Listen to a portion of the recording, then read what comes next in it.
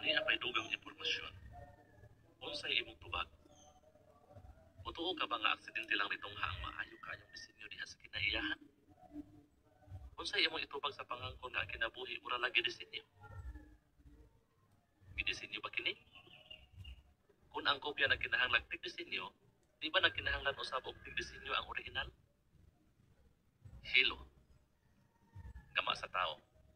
Ang Kevlar mao gama sa tao nga hilo kasagad gamiton sa paghimog jacket nga dili malapsag bala. Ang paggama ni ini nagkinahanglan grabing kainit ug makadaot nga mga kemikal. Gama sa kalalangan. Ang usa ka matang sa kaka makahimog pito ka matang sa hilo. Ang kinaligunang hilo magitawag og dragline silk, mas gaan kaysa gapas apan mas ligon kaysa puthaw ug sa Kevlar. Kung padakon ang balay sa kaka nga ingon kadako sa tulaanag putpul ug ang matag hilo ni ini mga medya pulgada kabaga nga 2 pulgadas ang gilayon gikan sa matag hilo, kini makapahunong og dakong aeroplano nga naglupad. Ang kaka mo gamit lang tubig sa paggamag dragline silk ug dili kini mangkinahanglan grabe ka init ug mga kemikal. Nabigasyon. Gama sa tao. Ang ubang pasahero mga aeroplano dunay mga kompyuterisadong autopilot system nga mogiya niini sa paglupad ug sa paglanding. Ang computer nga gigamit sa usa ka gi-eksperimentohang autopilot system sama ra credit card kadako. Gama sa kalalangan. Ang Monarch nga alibangbang nga may utok nga ingon kagamay sa tumoy sa bulpen. Molalin og mga 3,000 kilometros gikan sa Canada paingon sa usa ka gamayng lasang sa Mexico. Kini nagdepende sa adlaw para sa iyang pagnabigar o kini makapasibo sa pag-irog sa adlaw. Lente. Gama sa tao. Ang mga inhinyero nakagamag artificial nga mata nga dunay 8,500 ka lente diha sa luna nga ingon kagamay sa ulo sa dinako. Kini nga mga lente mahimo magamit diha sa mga high-speed motion detector o diha sa nigpis kaayong mga kamera nga makapokus sa daghang anggulo. Gama sa kalalangan. Ang matag mata sa alindanaw dunay mga 30,000 ka lente. Kini mga lente ha makapokus og nagkalain-laing mga anggulo. Ang daghag lente nga mga mata sa alindanaw makaalinggat dayon nga dunay naglihok. Evolusyon. Kabakakan o kamatuoran ni ini. Kung tinuod nga init ang adlaw, labaw ng tinuod ang evolusyon. Matod pa sa iladong siyentipiko nga nagtuog evolusyon nga si Professor Richard Dawkins. Bitaw, tinuod nga init ang adlaw sumala sa mga eksperimento o obserbasyon. Apan napamatud-an pa usab sa mga eksperimento o obserbasyon nga tinuod ang evolusyon. Sa dili pa nato kanatubagon, doon na una kita'y klaruhon. Namatikdan sa daghang siyentipiko nga sa paglabay sa panahon, mahimong mausab og jutay ang liwat sa buhing mga linalang. Pananglitan, sa dihang ang tao magpaliwat og iro, sila makapili grasa sa pagpatunghag liwat nga mubog tiil o taas og bal-ibo kaysa giliwatan ni ini. Sa footnote, ang pagpaliwat og laing grasa makawala sa pipila ka obra sa gene. Pananglitan, ang kagamay sa iro nga daksan mao'y resulta sa dili normal nga pagtubo sa aludod ni ini. Mao nga nainanok kini. Balik sa parabo, kini nga kausaban gitawag sa ubang mga siyentipiko og microevolution. Apan ang mga evolutionista nagtudlo nga gagmayng kausaban anam-anam nga natingog sa bilyon-bilyong katuigan ug nagpahinabog dagkong kausaban aron ang isda mahimong amphibian, mananap nga mabuhi sa tubig ug mamala, ug ang samang aliwas nga linalang mahimong tawo. Kini gituohang dagkong kausaban gitawag og macroevolution. Pananglitan, si Charles Darwin nagtudlo kung kita makakita gagmayng kausaban, posible usab nga dunay mas dagkong kausaban nga wala pa'y nakakita sugad. Siya nagtuo nga sa taas kaayong panahon, ang ubang orihinal o ang gitawag og simpleng matang sa kinabuhi, anam-anam na nagakausap, pinaagi gagmay kaayong kausaban, ug nahimo nga milyon-milyong nagkalain-laing matang sa kinabuhi sa yuta. Para sa kadaghanan, daw makatarunganon kini. Sila mo ingon, kung dunay gagmayng kausaban ang usa ka espisye, dili ba ang evolusyon makapatungha usab og dagkong kausaban paglabay sa taas nga panahon? Sa footnote, bisan tuod ang pulong espisye kanunay gigamit dinhi, kini dili makita sa basahon sa Biblia nga Henesis. Mabasa din ha ang pulong matang nga daghang kahulugan. Ang giingon sa mga siyentipiko nga kausaban sa bag-ong mga espisye, mao ilain lang ang klase sa usa ka matang, sumala sa pagkagamit ni anang pulong nga diha sa Henesis. Balik sa parabo. Apan sa pagkatinuod lang, ang evolusyon gipasukan ni ining tulo ka kabakakan. Kabakakan 1. Ang mutasyon nagtaganag materyales nga gikinahanglan sa pagpatunghag bag-ong espisye. Ang macroevolution gipasukat sa pagtuo nga ang mutasyon, aksidenteng mga kausaban sa genetic code sa mga tanom ug mananap, makapatunghag bag-ong mga espisye ug focus bag-ong mga pamilya sa tanom ug mananap. Kamatuoran, ang mga kinaiyahan sa usa ka tanom o mananap gidino na diha sa mga instruksyon nga anaa sa genetic code, ang mga blueprint o plano nga anaa sa uyok sa matag selula. Sa footnote, gipakita sa panukid-duki nga ang cytoplasm sa selula, ang habol-habol niini o ang uban pang parte dunay papel sa pagpormag usa ka organismo. Balik sa parapo, nadiskubrihan sa mga siyentipiko nga ang mutasyon makapausab sa mga liwat sa mga tanom ug mananap. Apan makapatungha bagayod ang mutasyon og bug-os bag-ong espisye, unsay gipakita sa usa ka siklong pagtuon labot sa gene. Sa ulahing katuigan sa 1930, maikagong gidawat sa mga siyentipiko ang usa ka bag-ong ideya. Sila nagtuon na nga ang natural selection, ang proseso diin ang organismo mas makapasibo sa palibot niini o posibleng mabuhi ug musanay, makapatunghag bag-ong espisye sa mga tanom pinaaging aksidenteng mutasyon. Usa para nila, ang artipisyal o hinikay sa tao nga mutasyon makapatungha usab og bag-ong espisye apan sa mas epesyenteng paagi. Lahina man kadaghanang biologo o eksperto nga nanuki-nuki sa gene o ilabi na ang mga tigpaliwat o mga tanom ug mananap. Matod pa ni Wolf Eckhard Lonig na siyentipiko sa Max Planck Institute for Plant Breeding Research sa Germany. Sa footnote, si Lonig nagtuo nga gilalang ang kinabuhi. Kaugalingong opinyon lang ni Lonig ang iyang gipanulti ni ining artikuluha o walay labot ang Max Planck Institute for Plant Breeding Research. Balik sa parapo. Ngano, si Lonig nga migugol og mga 30 ka tuig sa pagtuon sa pagpabag-o sa gene sa mga tanom aron makapatuhag laing liwat nga tanom, miingon. Ang mga tigpanukid-uki nagtuo nga panahon na sa pag-usab sa naandang paagi sa pagpaliwat sa mga tanom ug mananap. Nagtuo sila nga pinaagi sa pagpaugra o pagpilig maayong gene nga nausab pinaaging mutasyon, makapatungha sila bag-o ug mas maayong mga tanom ug mananap. Gani ang uban nagtuo nga sila makapatunghag bug-os bag-ong espisye.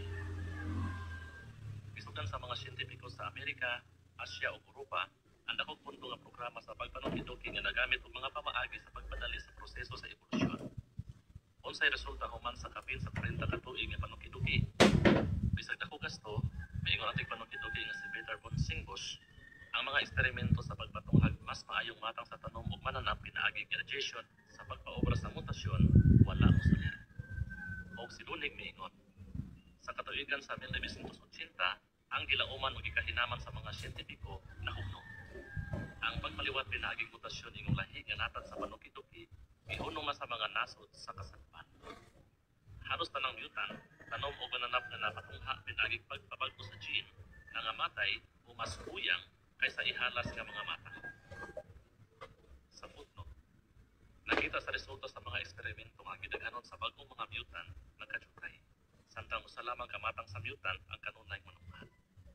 Dugang pa, walay usa ka porsyento sa mutant nga mga tanom ang napili aron tun-an ug walay usa ka porsyento niini ang mapuslan. Apan walay bug-os bag-ong espisye ang napatungha. Kay wala man mosalir ang pagpasanay sa mga mananap o ilabi na sa mga tanom pinaaging mutasyon, kini gihunong. Balik sa parapo.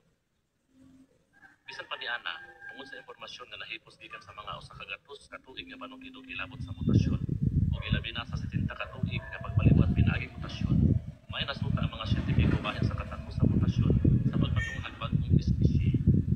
Human sa pagsusi sa ebidensya, si Lonig miingon, ang mutasyon dili gayon makapatunghag usa ka bug-os bag-ong espisye gikan sa original nga espisye sa tanom ug mananap. Kini napamatud-an diha sa tanang eksperimento ug mga resulta sa panukid-uki labot sa mutasyon sa ika-20 siglo ug sa mga balaod sa kalagmitan o loss of probability. Usa mausa ba sa mutasyon ang usa ka espisye ngadto sa usa ka bug-os bag-ong matang sa dinalan? Ang mga ebidensya nagpakita nga dili gayon. Tungod sa panukid-uki ni Lonig, siya nakaingon nga ang espisye nga lahi og gene gikan sa ubang espisye dunay mga limitasyon nga dili malapas pinaaging aksidenteng mutasyon. Dagdag po unsay buti pasabot sa mga impormasyon nga isgutan na. Kung ang mag-iit ang mga siyentipiko dili makapatunghag bag-ong espisye pinaaging artificial nga pagpatunghag o pagpilig maayong mutasyon, mahimong kini sa walay utog nga proseso sa evolusyon. Kung ang panukid-uki nagpakita nga ang mutasyon dili makapatunghag usa ka bug-os bag-ong espisye gikan sa original nga espisye, Nang giunsa man pagkalaki nga tunay nahitabong macroevolution. Kabakakan 2. Ang natural selection nakapatunghag bagong espisye. Si Darwin nagtuo nga kanang iyang gitawag og natural selection makapatunhay sa mga matang sa kinabuhi nga makapasibo sa ilang palibot, samtang ang mga buhing organismo nga dili makapasibo mamatay ra. Ang mga evolusyonista karon nagtudlungan ko ng espisye mo daghan ug mahilain. Mopili ang natural selection ug liwat nga makapasibo sa ilang bagong palibot. Usa nagtuo ang mga evolusyonista nga kining bagong liwat sa kadugayan mahimong bugos bagong espisye. Kamatuoran. Sumala sa nahisgutan na, ang ebidensya sa panukiduki nagpakita nga ang mutasyon dili gayud makapatunghag bugos bagong matang sa mga tanom ug mananap. Bisan pa niana, unsay ebidensya sa mga evolusyonista sa pagsuportar sa ilang pangangkon nga mopili ang natural selection ug liwat sa pagpatunghag bagong espisye. Ang brochure nga gipatig sa 1999 sa National Academy of Sciences (NAS) sa Amerika nag-isgot bahin sa 13 ka espisye sa langgam nga maya nga gitun-an ni Darwin sa Galapagos Islands nga karon gitawag og Darwin's Finches. Sa katuigan sa 1970, gitun-an sa mga tigtuki-tuki nga gitumalan ni Peter R. o ni Rosemary Grant sa Princeton University kini nga mga maya. Og ilang nadiskubrihan nga human sa usa ka tuig nga hulaw sa isla, ang mga maya nga nag-as og sungo nagkalahutay kaysa bukod sungo.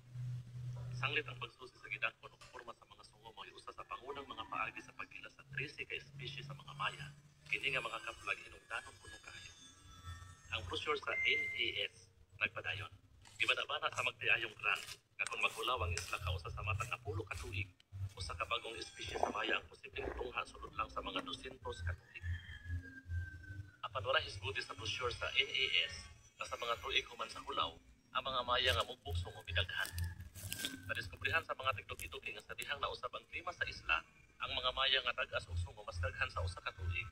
Apan sa ulahi ang mugbugsungo mao na po'y bidaghan. Sila nakamatikod usab nga ubang gituohan nga lahi kuno nga espisye sa mga maya nagunayay pagsanay o nakapatunghag liwat nga taas-taas og kinabuhi kaysa ilang mga ginikanan. Sila miingon nga kung magpadayon ang ilang pagkunayay ug sanay, kining duha kuno ka espisye magtapo nga mahimong usa na lang ka espisye. Usa makapatunghag bagayon ang natural selection o focus bagong espisye. Sa mga tuig nga milabay, ang evolusyonistang biologo nga si George Christopher Williams nagduha-duha kung mahimo pakala sa natural selection. Sa 1999, ang evolusyonistang si Jeffrey H. Schwartz misulat nga ang natural selection tingali nakatabang sa mga espisye sa pagpasibo sa nag-usab-usab nga kahimtang aron mabuhi apan wala kini makapatunghag bugos bagong espisye. Usa ang Darwin's Finches dili bugos bagong espisye. Kini mga maya ra gihapon. O kay kini nagunayay man pagsanay, kaduha-duhaan ang pagklasipikar sa ubang evolusyonista sa usa ka espisye. Dugang pa, ang nahimo sa kasayuran bahin niining mga langgama, nagpakita lang ang bisa ng ilanong mga akademiya sa siyensya, naghatag og may kikilingang ebidensya. Kabakakan 3. Ang fossil mao'y ebidensya nga may nahitabong kausaban pinaaging macroevolution. Ang brochure sa NAS, nag-iiskutan ganiha, naghatag og impresyon sa mga magbabasa na ang mga fossil na bato nga mga tanom o mananap na nakaplagan sa mga siyentipiko mao'y igo ng ebidensya nga tinuod ang macroevolution. Kini nag-ingon, daghan kaayong nadiskubrihang mga liwat sa pagsanayay sa isda o amphibian, sa amphibian o reptilia, sa reptilia o mananap na susan, o sa mga liwat sa amo na tungod niini, lisod matido kung kanus agayod na hitabo ang kausaban gikan sa usa ka partikular na espisye ngadto sa lain. Kamatuoran. Makapatingala ang mapangahasong komento sa brochure sa NAS. Ngano, ang evolusyonistang si Niles Eldredge miingon nga walay makitang ebidensya diha sa mga fossil nga may anam-anam nga kausabang nahitabo. Kung dili, jutay o wala kayo'y kausabang nahitabo diha sa kadaghanang espisye pinaging evolusyon sa taas kaayong panahon. Sa footnote, bisan ang pipila ka fossil nagiingon sa mga tigtuki-tuki nga ebidensya kuno nga tinuod ang evolusyon, kaduha-duhaan gihapon. Tanawa ang panit 22 ngadto sa 29 sa brochure nga The Origin of Life, 5 Questions Worth Asking, magipatig sa mga saksi. Balik sa paraphrase.